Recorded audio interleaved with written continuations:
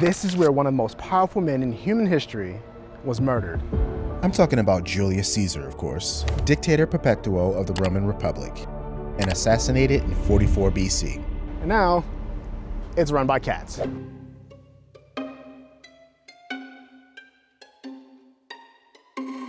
Rome is strange like that, you know? Millions of people come here every year looking for the same version of the city.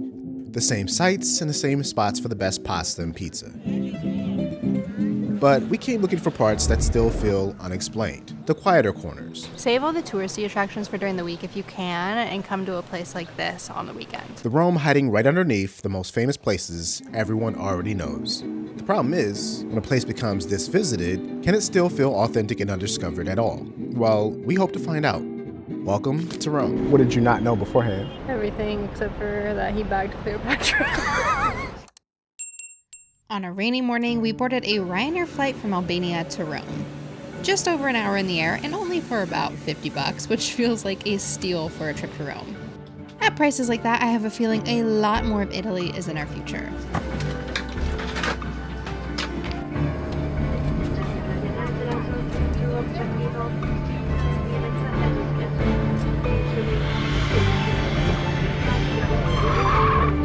So we had two different options to get to our Airbnb since we're staying kind of on the outskirts of the city.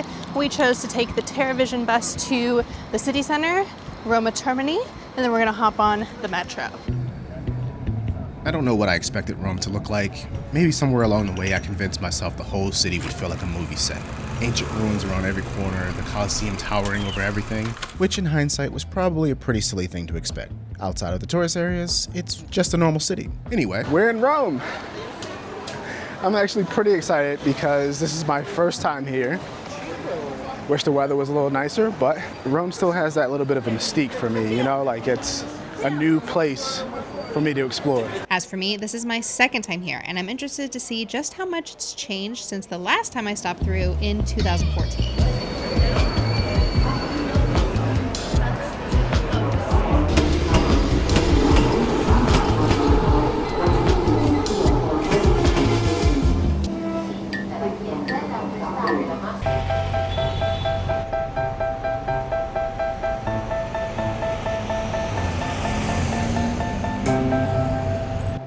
This is the Rome I was expecting. The other parts of the city are obviously still Rome too, maybe even more so the heartbeat of this place. But it's the buildings like this that make you say, wow, this is Rome. And then you step inside a basilica and your mind is even more blown.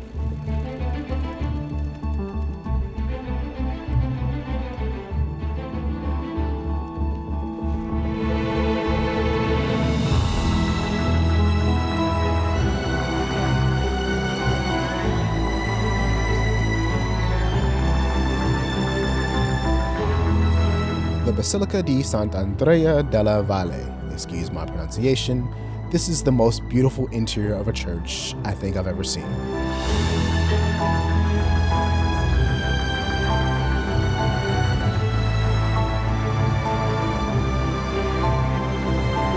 And if you consider this is a minor basilica, you gotta wonder what in the world do the bigger ones look like inside?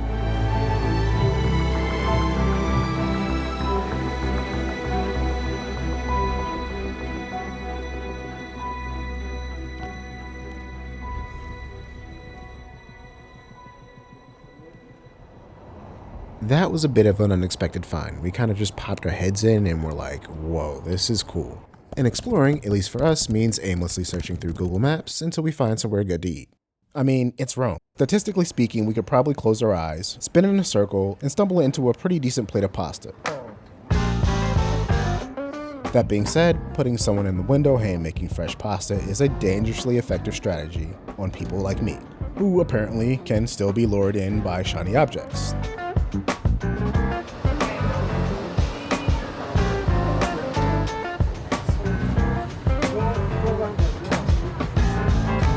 We kept it simple to start. Lasagna and cacio e pepe. Maybe we've just missed good pasta for so long. This place seemed pretty commercial, but it was so good. There will be quite a few OMG moments along this trip. And so with a couple of Campari spritzes, we opened the spending at around €43. In the middle of one of the oldest cities in the world, something small has quietly made itself at home. Cats. That was my clever way of saying cats live here. And if you pay €7, you can explore the ruins and get a closer look at some of these cats. Or you can use that money to visit the cat shelter and leave a donation. We did both. I read something pretty interesting about this place. So this is always acknowledged as the spot where Julius Caesar was murdered, and it is, but the actual spot isn't in here. The actual spot is supposed to be underneath the bus station that's across the street. Don't know how factual that is. I probably got to fact check it a little bit more than that, but I thought that was pretty cool. But just like general knowledge that I'm sure a lot of people will have about Caesar's death. What did you not know beforehand? Everything except for that he bagged Cleopatra. Find anything interesting? Everything was just so grand. Now everything's so rectangular. The modern world sure has made everything bland. Yeah.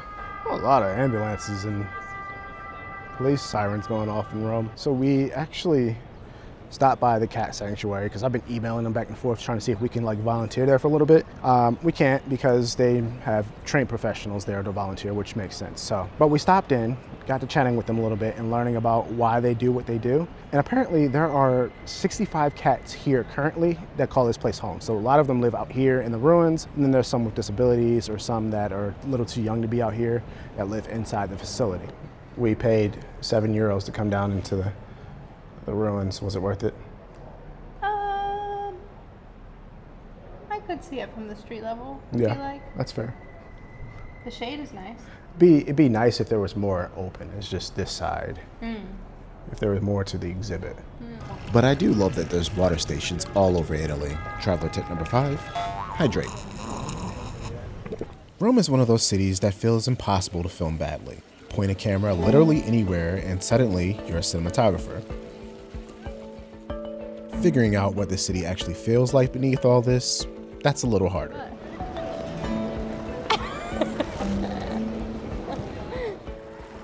As one does in Rome, we spent much of the morning wandering around as far as our feet would take us.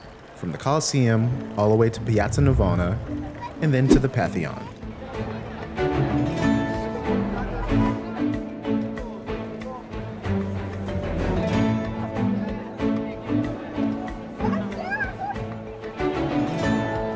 I hate being all back in my day, but when I was here, I was just showing Tony last time, this is the Pantheon, and you can see it fully. There's no crowd. When was that? This was in 2014. Granted, it was October. I mean, it's shoulder season now. Yeah. Well, when you don't feel like waiting in a long line and paying €5 to go inside a building, you can just download the Rick Steves audio tours for free. So Rome is built on top of itself. So if you come behind the Pantheon and look down, you can see the original level of Rome and see how much it's been built up.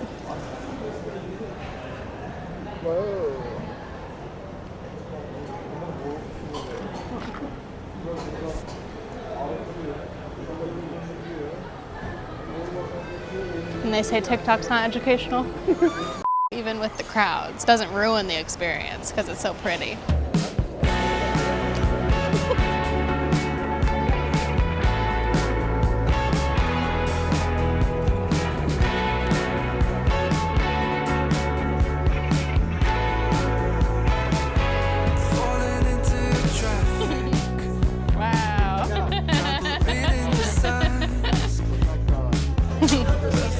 We scarfed down our gelatos before they melted all over the place and headed to another landmark that's less crowded. This way?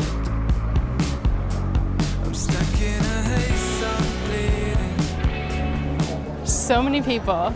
It's shoulder season right now. I can't even imagine what it's like in July and August. As you know, the Trevi Fountain is one of the most beautiful architectural landmarks in the country, so I get why people flock to it. But if you want to see Rome, you've also got to be prepared to see it with everyone else. This is insane. And if your plan is to come back at night thinking it'll magically clear out, don't count on it. At least not now. There's a reason, and we'll get to that later.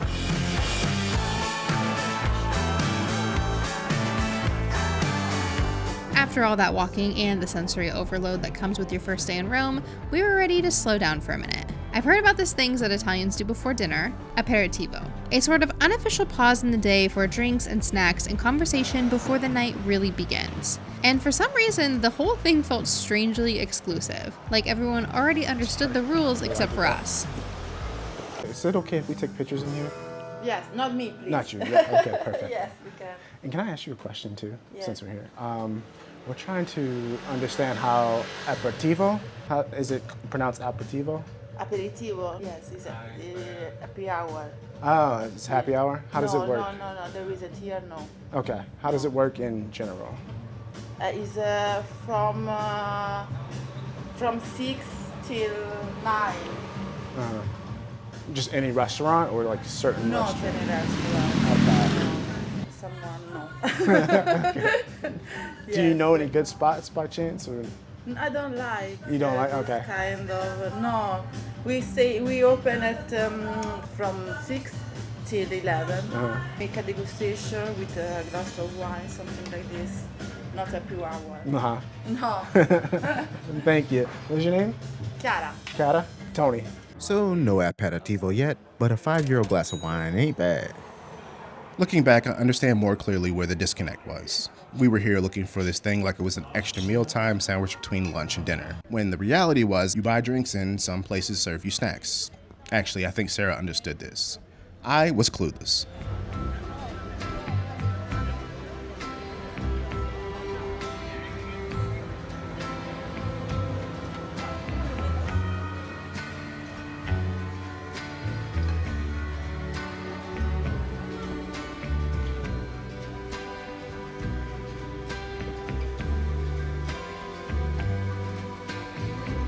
I'm going to show you a real hidden gem in Rome. You've probably never seen this before. Così bella, that's how beautiful. While we kill a bit of time, we're continuing our unofficial free walking tour courtesy of Rick Steves, who at this point is probably responsible for about 40% of my understanding of ancient Roman history. As much as we like traveling to and exploring off the beaten path places, less visited places, there's still something so exciting about going to like a very famous site that you've grown up seeing of, hearing about. Doesn't take away from the excitement at all. So I feel like if you want to travel, don't skip out on the places like this. I feel like we'll feel the same when we go to, I don't know, maybe like Paris or Amsterdam. No, Amsterdam's about Istanbul. Like Paris, Egypt, yeah. Start naming wonders. Yeah, there's still something super exciting about going to like the top spots, even Yeah, if it's for sure. not, as hidden. That's why we like having a little bit of a balance. So we do things that are really popular and then we try to do some offbeat things because like the things that are really popular for a reason, Toads. For someone like me who's only seen the Colosseum in film and television, this is really cool to see for the first time. Once the Colosseum closes and the crowds start to thin out, this is actually a pretty great place just to hang out and wait for the sunset.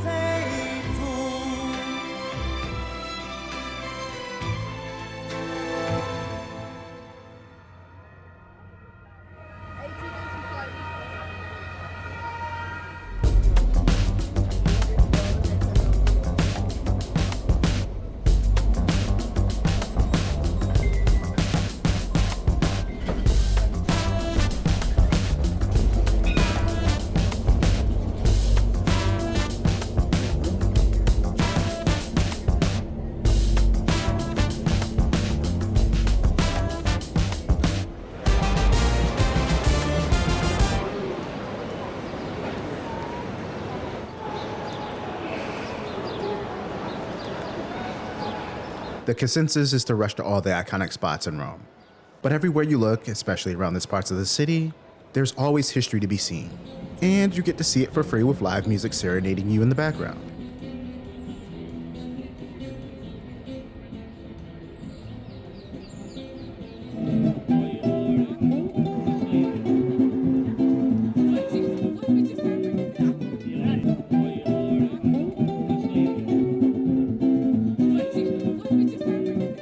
So we came back to the cat sanctuary. It's Saturday, so they're pretty busy, but I got to chatting with Christine, who I've been emailing back and forth, and I was able to go in the back room, and they said you could take photos in the back room with the cats. Those cats have some kind of disability. A lot of them are blind, but they are so cute.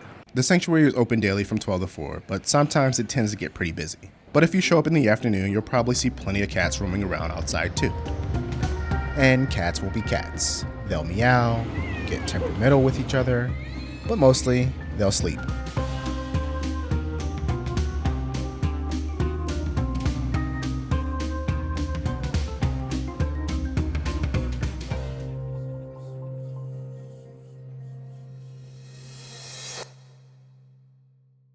Public transportation doesn't get much better than passing the Colosseum on your morning commute.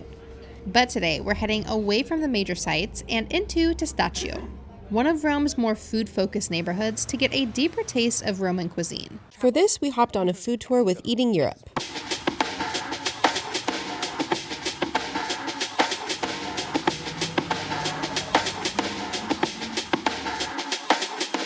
This might be the first time in my life that I'm having wine as the first thing in my body for the day. We haven't even had coffee yet. Can't really go wrong with wine-curated meats and cheeses.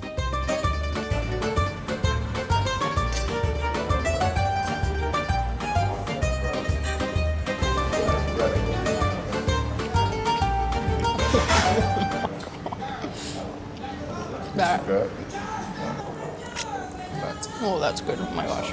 I never had Parmesan cheese with balsamic on it. You're gonna like it. Is it? Yeah, you will. Really good. How'd you like it? That's pretty damn good. Something very Different. More wine, anyone?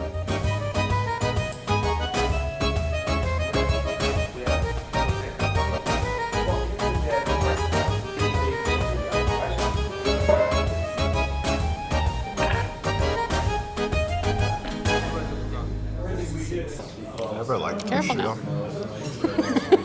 Is it this way? It is this way. Is it left hand or right hand? I think it's either. Almost threw up there. What did you think about first stop? So good. Oh my gosh. Really makes me rethink every charcuterie board I've ever had in the US. Primarily because my budget of charcuterie allows for like chicken and a biscuit and Lunchable meat. Oh, so good.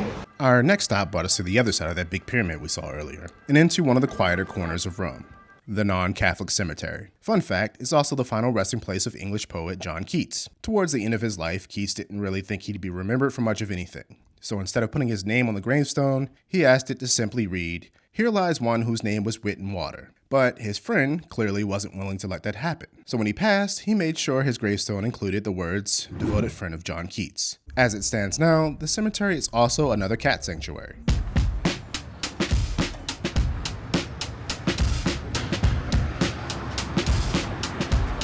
Clearly, this tour wasn't just about eating.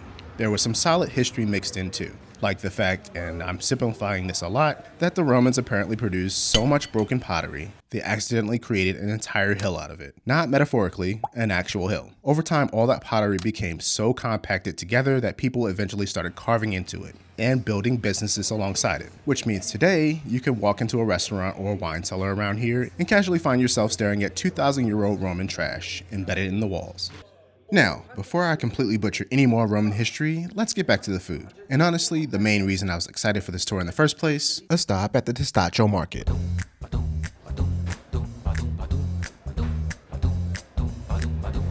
From here we're gonna get tomatoes or tomato. At the market, we're trying a few street foods and snacks like this caprese salad.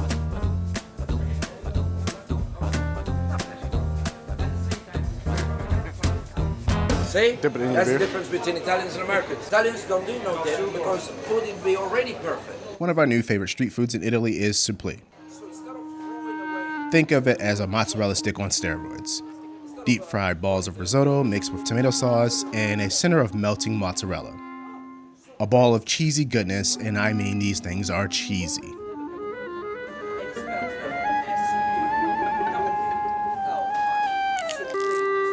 Who needs a tourist trap meal near the Colosseum when you can eat this?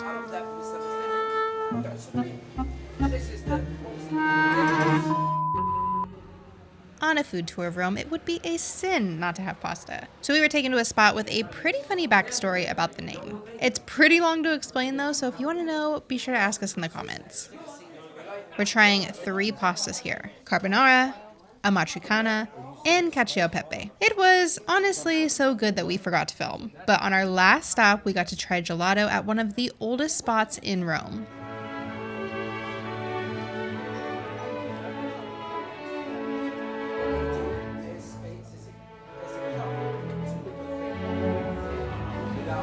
Shout out to Eating Europe for letting us be part of this food tour.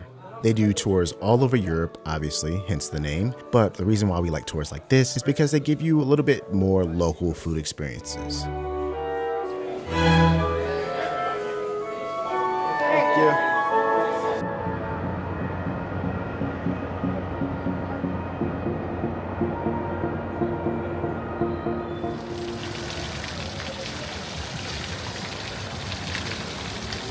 So you know how we said don't count on visiting the Trevi Fountain at night without the crowds? Well, the reason is that right now they have a light show that plays on the fountain.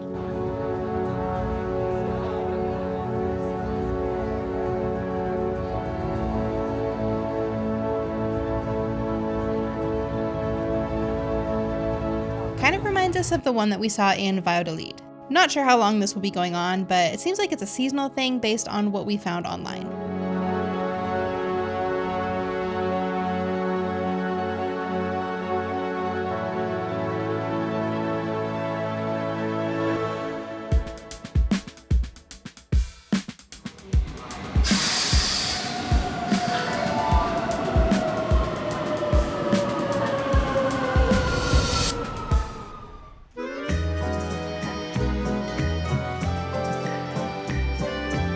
So we have ventured pretty far north to a neighborhood on the outskirts of Rome that is probably seldomly visited by tourists. I mean, there's still some tourists here, but it's definitely way less crowds than there are by the city centers. But this neighborhood is absolutely phenomenal. I don't even know if you could see how cool the architecture is here. Ecco il mio cuore, I'm giving you all my love. Sempre sarai tu il mio amore. If you just look at each of the 4 corners, they're all different buildings, all different architectural styles from the same artists. This is really cool. I'm not even an architectural nerd, but I'm kind of nerding out about this. Down and die. Oh, ecco il mio cuore. Now tell me your heart is mine.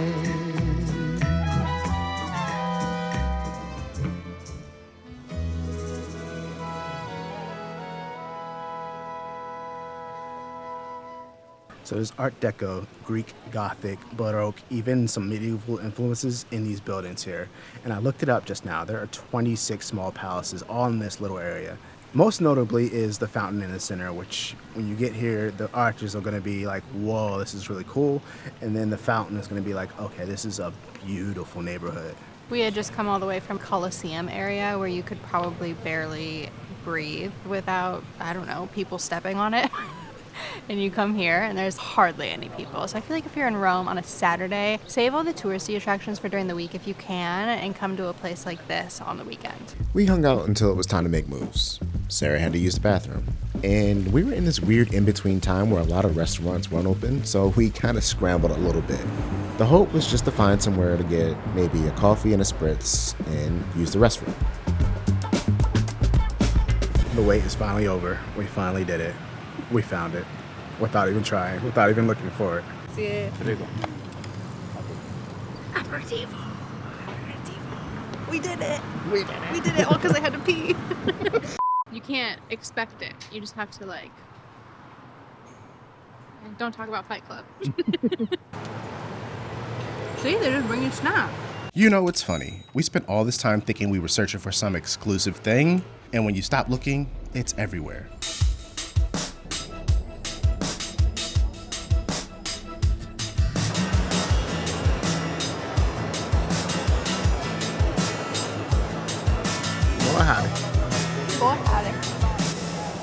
Sarah had a full circle moment. I did. Last time I was here, when I was studying abroad in London, I went to Rome for the weekend, and me and my friend were sitting on the Spanish Steps. We each had our own bottle of wine, and we were just having a very And it was like a picturesque Italy moment. And a man came up and offered us a rose, and we're like, oh my god, that is so amazing. Obviously, he wanted money. Not obvious to us as 20-year-olds. So now, as we're walking back up the Spanish Steps, same man, not the same man, but same man, came up and almost put roses in my hand and said, no, grazie. No, grazie. One husband, no, one no, grazie. Redeemed myself. How old am I? 32. 11 years later. Yep. Full circle. Full circle. Finally a full-fledged tourist. Or a full-fledged traveler, huh? Yeah. We all gotta eat, so can't knock the hustle. It's when someone forcibly tries to put something in your hand that I don't like. Just something to be prepared for in Rome besides the obvious scams and pickpockets.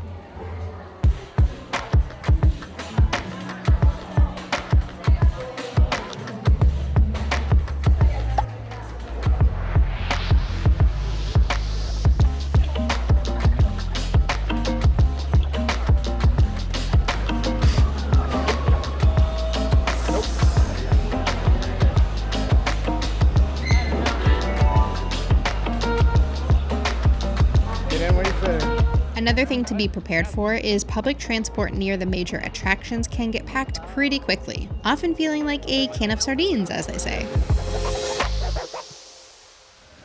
So on our last day, we decided to stop in this place called Luciano. They are supposed to have one of the best carbonaras in all of Rome, so we're gonna try some. But first, drinks. I've recently discovered I'm a Hugo Spritz person. Sarah, on the other hand, with a significantly more sophisticated opinion, often goes for Campari Spritz. Then the carbonara. Sarah has some interesting opinions about carbonara, which I personally find charming, but also offensive towards pasta. It'll make sense in a minute. It's a lot. Is there an etiquette with pasta? It's pretty good. It's much better than the fast place we went to. Yours is still better. I didn't want to have to explain this. When I make carbonara, it's not really carbonara. It's more like a breakfast pasta. I get nervous that the egg is gonna be too runny and I overcook it. So it ends up being like a breakfast pasta. Sarah likes it because she loves me and I make it with love. Any Italian mother would look at my abomination and think this is blasphemous against all pastas. So anyway, 2 spritzes, 2 carbonaras, some bread and some water ran us a heavy 76 euros. And it's a good thing this isn't a budget video. Sarah and I have a bet going. How much gelato can I eat in Italy? Right now I'm sitting at 3, but that number is about to quickly change.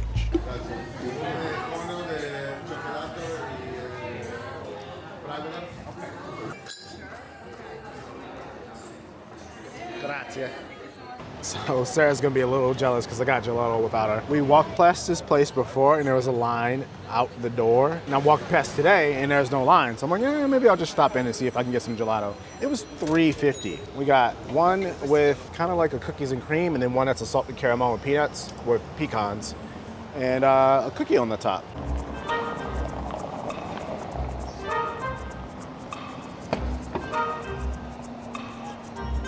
So to give a little context, because I realize I haven't done that yet, the reason why Sarah and I aren't together right now is because she went to go look at an art store. I'm going to look at another art site that's supposed to be really cool. They're both in the opposite direction. So we're going to divide and conquer, and then we'll meet back in the middle.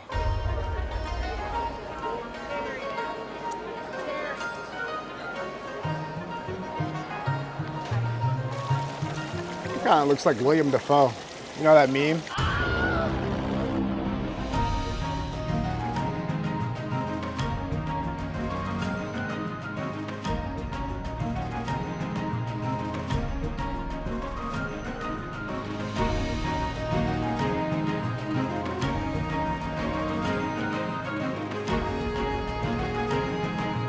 Okay, so these are the photos they have up in the passage, and I may have oversold this one.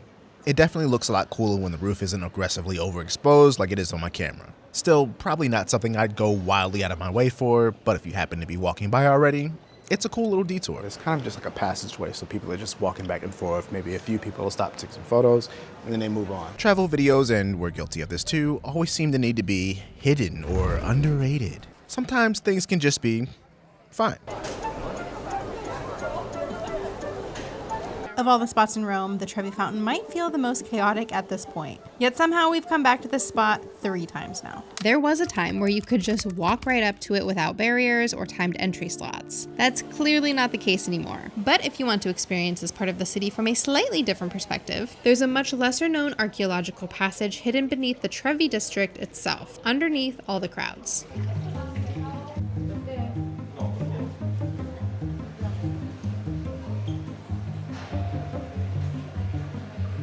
Its name derived from its location in Trevi Plaza. It sits at the convergence of a Y junction known as Trivium in Latin, which had already given its name to the entire region.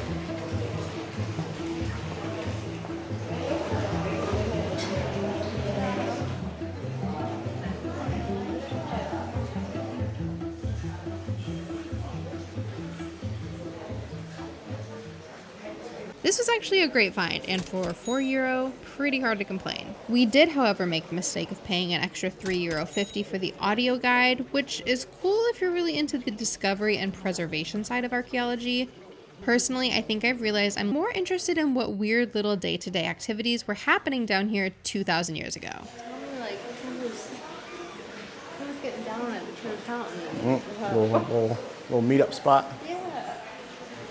Like, what were the superstitions and the, I don't know, the lore and the customs? Who's taking a bath down here? Yeah, I don't care.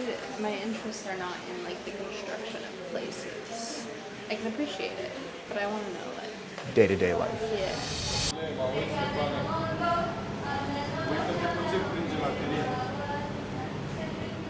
So there's a very popular Italian song that anytime someone starts singing it, everyone breaks out in song and starts singing it with them. So we were thinking of what's the American comparison to that? Almost immediately, Unfortunately. Sweet Caroline.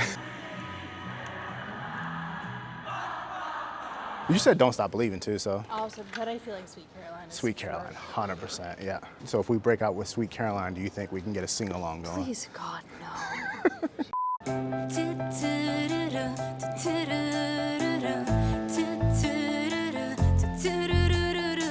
Che confusione, sarà perché ti amo, è un'emozione che cresce piano piano, stringimi forte e stammi più vicino, se ci sto bene, sarà perché ti amo. As luck would have it, the one day we decided to really take a detour and get a little bit lost without a destination, we ended up running into the Inter Milan football club as they made their tour of Rome. This just weeks before they took to the streets of Milan to celebrate.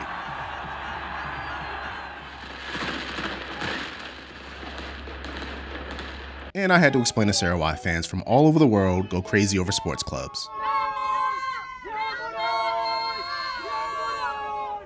Yeah, because their players are from all over. So they get the best players, get signed contracts to play for the best clubs from all over the world. Sarah wouldn't understand sports thing.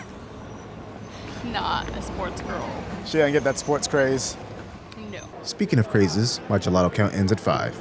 Not bad. We found ourselves gravitating back to the Colosseum one last time. Maybe it was the scale of it, or the strange feeling of standing in front of something built to outlive generations.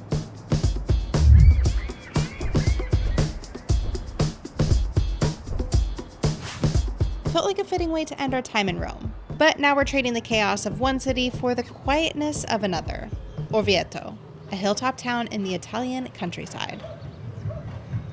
This chapter of Rome is coming to an end, but it won't be the last time we're here. But until then, subscribe so that you never miss a detour. Show the butt. I was doing a curtain reveal to the butt.